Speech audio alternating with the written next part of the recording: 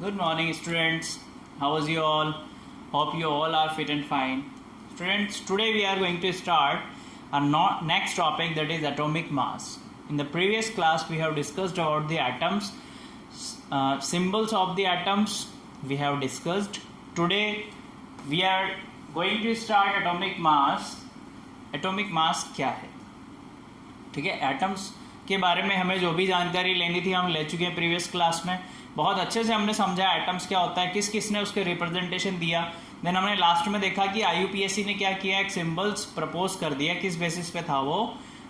Scientist के name पे या फिर सिटी के नेम पे जहाँ पर कोई भी पर्टिकुलर एलिमेंट्स डिस्कवर हुआ है. तो उसका फर्स्ट लेटर या first and another letter use करके या फिर लैटिन वर्ड यूज करके हम क्या कर रहे थे बेटा, सिंबलाइज कर रहे थे. बात समझ आ गई? चलो, अब एटॉमिक मास क्या होता है, क्यों जरूरत पड़ी? तो बेटा देखो, हमें ज़रूरत क्यों पड़ी, जैसे हमें डेली लाइफ में ज़रूरत पड़ती है मेजरमेंट के लिए. जैसे हम गए शॉपकीपर के पास, किराने की शॉप पे गए, ठीक है, ग्रोसरी शॉप पे गए, वहाँ जाके अगर हम बोलते हैं, या सब्जी मार्केट में हम जाते हैं, सब्जी मंडी में, वहाँ पर जाके हम बोलते हैं कि आलू दे दो, तो हाउ मच, कितना आलू चाहिए हमें, कितना एप्पल चाहिए हमें, कुछ क्वान्टिटी मेजरमेंट के लिए उसने क्या किया, एक मास फिक्स्ड किया. मास जो देखा गया बेटा, फर्स्ट ऑफ ऑल किसको, किसी न किसी के कंपेयर में तो रखना पड़ेगा ना. आप देखना वेइंग मशीन में जब आप देखते हो, या पहले जो वेइंग मशीन होती थी, तराजू जिसे बोलते हो आप, वो होता था एक साइड तो क्या रखा होता, वेट रखा होता था 1 kg 2 kg हाफ kg जितना भी अपन को लेना होता है, और दूसरी साइड मटेरियल रखा होता है, यानी किसी के कंपेरिजन में निकाला गया. ठीक है, तो आईयूपीएससी ने भी क्या किया, उसके ऊपर एक्सपेरिमेंट करना स्टार्ट किया कि हम किसे रेफरेंस लें अपना, किसके कंपेयर में सबका मास निकालें. तो सबसे पहले उन्होंने लिया बेटा रेफरेंस हाइड्रोजन को. Why? Because hydrogen is the lightest element, सबसे लाइटेस्ट एलिमेंट था और पहले ही नंबर पे था, इसलिए उन्होंने क्या किया, रेफरेंस ले लिया. किसको? हाइड्रोजन को.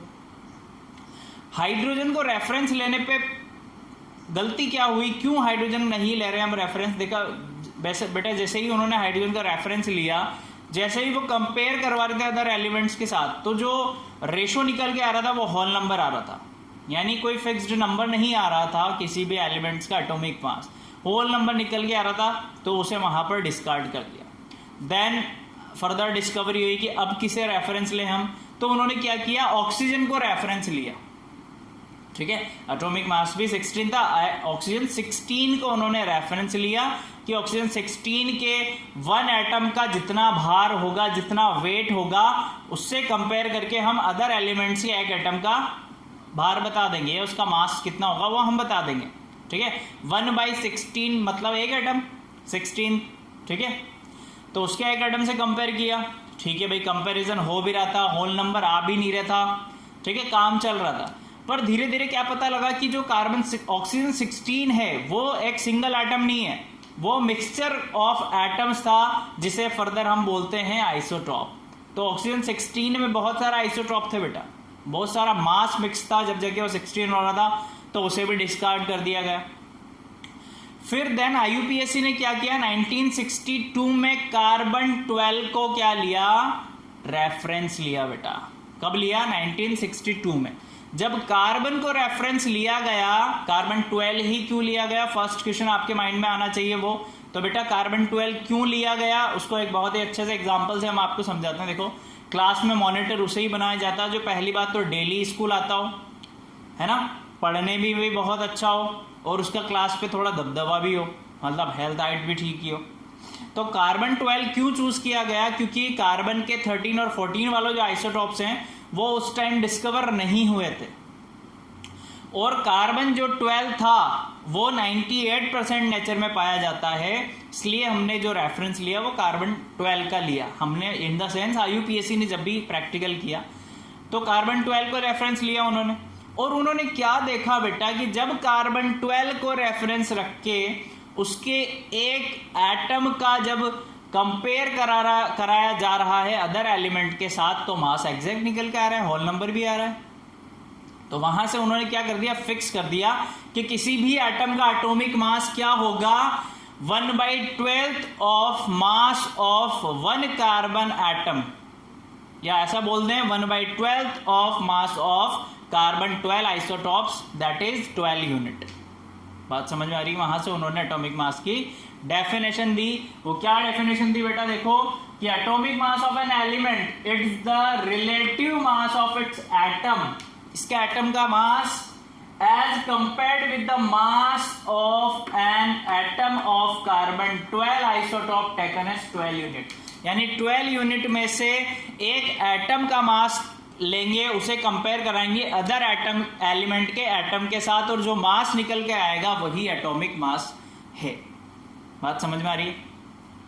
अब बेटा जिस भी स्केल पे एटॉमिक मास मेजर करा जा रहा था, वहां से क्या दिया गया, यूनिट दी गई इसका, वो क्या थी, एटॉमिक मास यूनिट। अब एटॉमिक मास यूनिट क्या होती है वो देख लो जरा। may be defined as 1/12 of the mass of an atom of carbon 12 isotope on the atomic scale, that is atomic scale पे 1/12 mass of कार्बन 12 आइसोटोप जो था वो क्या था बेटा, 1 AMU। तो 1 AMU बराबर क्या हुआ, 1/12 mass of carbon 12 isotope. Carbon 12 isotope को जब आप कैलकुलेट करोगे तो उसके proton, number of protons, number of electrons तो नेग्लेक्ट कर देंगे, number of neutrons and number of proton से जब आप करते हो बेटा तो वो एग्जैक्ट निकल के आता है 1.99 समथिंग। कितना आ रहा था निकल के एग्जैक्ट, ये आता है आपका 1.99 इंटू 10⁻⁻23 ग्राम। तो वहां से उसे क्या ले लिया गया, स्टैंडर्ड ले लिया गया। जब उसे स्टैंडर्ड ले लिया गया तो फर्दर एक और डेफिनेशन है, वो क्या थी बेटा कि आप क्या करो, अब जो मास निकला है आपके पास कार्बन का एक एटम का, जो कितना था 1.99 इंटू 10⁻⁻23 ग्राम्स, उसको कंपेयर करवा लो कि दूसरा एटम कितना गुना हैवी है। जैसे मैग्नीशियम की बात की इन्होंने यहां पर, किसकी, मैग्नीशियम की बात की कि मास ऑफ मैग्नीशियम। तो 1/12 जब इन्होंने देखा कार्बन के एटम का तो कितना गुना आ रहा था बेटा, वो आ रहा था 2 गुना। कितना गुना, 2 गुना आ रहा था, 2 टाइम्स आ रहा था। तो कार्बन के एटम का मास था 12 यूनिट, तो इसको ले लिया उन्होंने 12 से मल्टीप्लाई करके 24 यूनिट या 24 AMU। बात समझ में आ रही है? मैग्नीशियम का मास कैसे कैलकुलेट किया।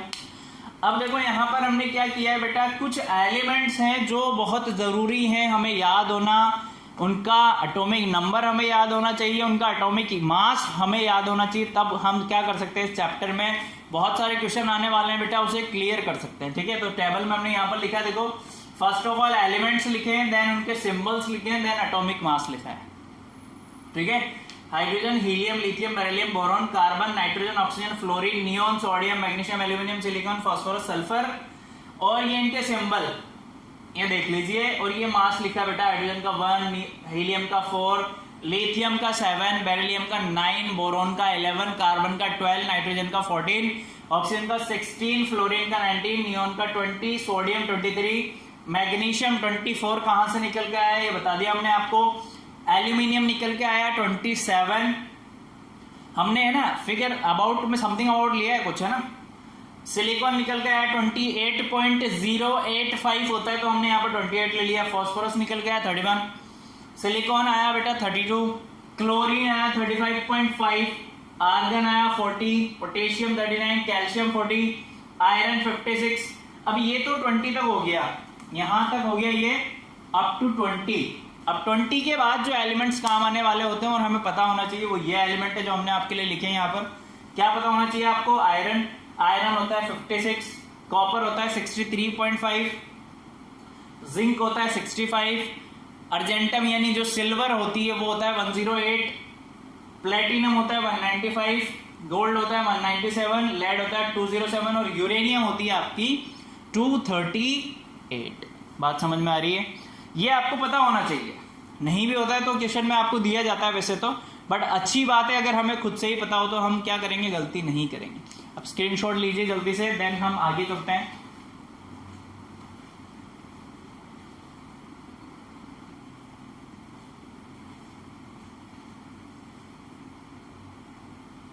कर लिए नोट डाउन। चलो बेटा देखो जरा, अब हम बात कर रहे हैं एवरेज एटॉमिक मास के बारे में कि कई बार क्या होता है, जब एवरेज एटॉमिक मास क्यों आया, जब आइसोटॉप्स की डिस्कवरी हो गई थी, एक ही एलिमेंट के डिफरेंट एटम्स होने लगे तो उनका मास भी डिफरेंट हो गया। तो कैसे एवरेज हम कैलकुलेट करेंगे, एवरेज एटॉमिक मास कैसे कैलकुलेट करेंगे वो हम डिस्कस कर लेते हैं बेटा। देखो, it has been found in a number of cases that most elements consist atoms of having different masses। बहुत सारे हाइड्रोजन में 3 आइसोटॉप्स होते हैं, कार्बन के होते हैं, ऑक्सीजन के होते हैं बेटा, क्लोरीन के होते हैं, आयोडीन होते हैं, ठीक है।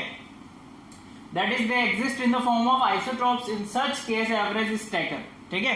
इन सच केसेस में एवरेज लिया जाता है। और किस तरीके से लिया जाता है ये मैंने आपको एग्जांपल से बताया हुआ है, देखिए जरा आप।